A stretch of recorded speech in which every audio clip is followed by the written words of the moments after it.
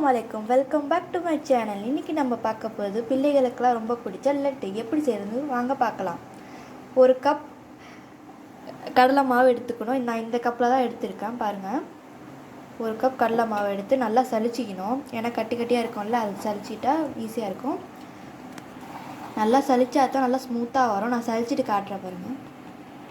இப்போ பாருங்கள் ஃப்ரெண்ட்ஸ், நான் நல்லா சலிச்சிட்டேன். ஒரு கப் கடலை மாவுக்கு அரை கப் தண்ணி ஊற்றணும். நீங்கள் எந்த டம்ளரில் எடுக்கிறீங்களோ அதே டம்ளர் தான் எல்லாத்துக்கும் மெஷர் பண்ணணும். ஒரு பிஞ்ச் சால்ட் போடணும். ரொம்ப தண்ணியாகவும் இல்லாமல் ரொம்ப கட்டியாகவும் இல்லாமல் நான் மிக்ஸ் பண்ணுற மாதிரி மிக்ஸ் பண்ணிங்க. இப்போ பாருங்கள் ஃப்ரெண்ட்ஸ், நான் கரைச்சிருக்கேன். ரொம்ப கட்டியாகவும் இல்லாமல் ரொம்ப தண்ணியாகவும் இல்லாமல் நான் கரைச்சிருக்கேன். இந்த பதத்தில் கரைச்சிக்கிட்டிங்கன்னா நல்லா வரும் லட்டு. இப்போ அடுப்பில் வானல் வச்சு கொஞ்சம் எண்ணெய் ஊற்றி சூடு பண்ணுங்கள். நம்ம பொரிக்கிறதுக்கு ரெடியாக இருக்கும். இப்போ பாருங்கள் ஃப்ரெண்ட்ஸ், வடிக்க தட்டிலே ஊற்றுனீங்கன்னா கூட வரும். ஏன்னா நம்ம இதை அரைக்கத்தான் போகிறோம், அதனால பிரச்சனை இல்லை, ஷேப்பு பிரச்சனை இல்லை ஃப்ரெண்ட்ஸ். நான் பொரிச்ச பிறகு காட்டுறேன் ஃப்ரெண்ட்ஸ். பாருங்கள் ஃப்ரெண்ட்ஸ், நான் எல்லாத்தையும் பொரிச்சிட்டேன். மிக்சியில் போட்டு ஒரு பல்ஸில் போட்டு எடுத்துருங்க. நான் அரைச்சிட்டு காட்டுறேன் உங்களுக்கு. இப்போ நம்ம சீனி பாகு காய்ச்சிக்கலாம். அரை கப் சர்க்கரை போடணும். நான் வெள்ளை சுகர் தான் எடுத்துக்கிறேன். 1/4 கப்பு தண்ணி ஊற்றணும்.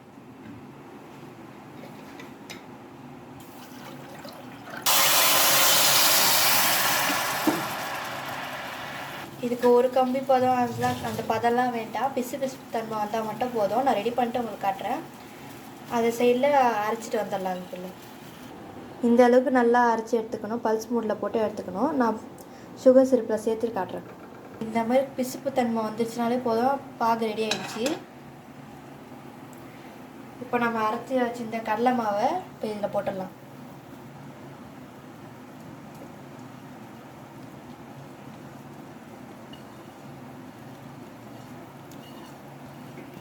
முந்திரி திராட்சைலாம் நல்லா வறுத்து நெய்யில் வறுத்து வச்சுருக்கேன். அதையும் சேர்த்து போட்டுடணும். நல்லா மிக்ஸ் பண்ணிவிட்டு காட்டுறேன். இன்னும் கொஞ்சம் சேர்ந்த மாதிரி ஆன பிறகு ஸ்டவ் ஆஃப் பண்ணிடலாம். இன்னும் கொஞ்சம் சேர்த்தோம், சேர்ந்த பிறகு நான் காட்டுறேன். இப்போது 1 டேபிள் ஸ்பூன் நெய் ஊற்றணும். நெய்யை ஊற்றின பிறகு ஸ்டவ் ஆஃப் பண்ணிவிட்டு உண்டை பிடிச்சா முடிஞ்சு வேணும்.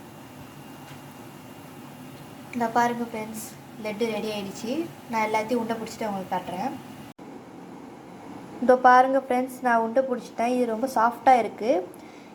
நீங்கள் ஒரு டைம் செஞ்சாலே வீட்டில் இருக்கிற எல்லா பிள்ளைகளும் மறுபடியும் செய்ய சொல்லுவாங்க. அவ்வளோ சூப்பரான டிஷ் இது.